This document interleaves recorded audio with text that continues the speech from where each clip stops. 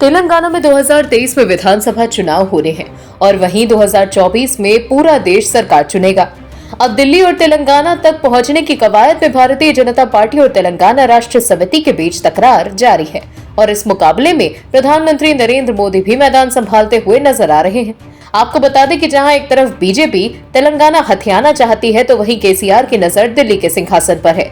केसीआर प्रधानमंत्री बनने का सपना देख रहे हैं और इस बात से बीजेपी को जरा सी भी चिंता नहीं है, क्योंकि भगवा दल को पता है कि केंद्र में उनका दबदबा किस स्तर पर है। वहीं मुख्यमंत्री के चंद्रशेखर राव की पार्टी भी विपक्ष पर हमला बोलने का कोई मौका नहीं छोड़ रही। राज्य में सत्ता की राह बनाने की कोशिश कर रही भाजपा का मानना है कि वो टीआरएस का विकल्प बनकर उभरी है। हालांकि पार्टी को हाल ही में संपन्न हुए मुनुगुडे उपचुनाव में हार का सामना करना पड़ा था। वहीं कांग्रेस का गढ़ कही जाने वाली सीट पर सीएम केसीआर के नियंत्रण हासिल कर लिया है। मुनुगुडे उपचुनाव से पहले बीजेपी पर विधायकों को खरीदने के आरोप लगे थे।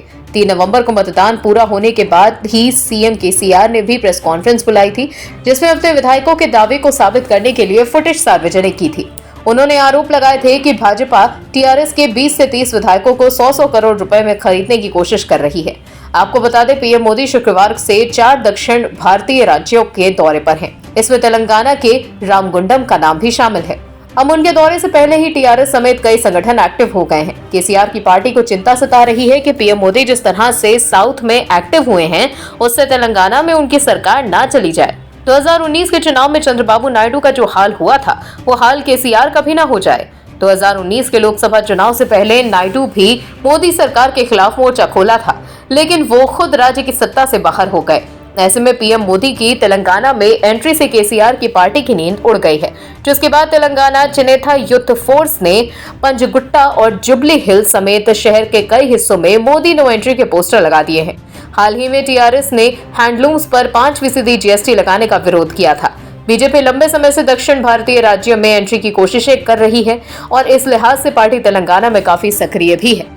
जुलाई में ही पार्टी ने 2023 विधानसभा चुनाव के लिए पल्ले गोशा भाजपा भरोसा कार्यक्रम की शुरुआत का फैसला किया था।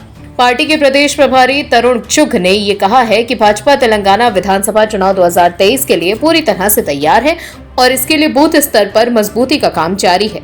आने वाले दिनों में 30 केंद्रीय मंत्री भी तेलंगाना आएंगे। उन्होंने कहा कि तेलंगाना के लोगों ने केसीआर सरकार को बाहर करने का मन बना लिया है और यही कारण है कि तेलंगाना के लाखों लोग प्रधानमंत्री मोदी की संकल्प यात्रा में शामिल हुए थे।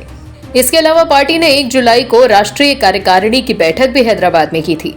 उस बैठक में पीएम मोदी, केंद्रीय गृह मंत्री अमित शाह समेत भाजपा के कई दिग्गज शामिल हुए थे।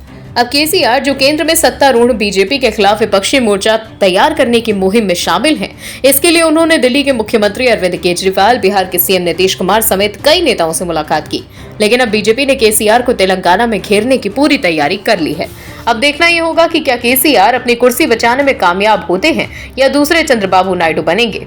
Bureau report, OMH news.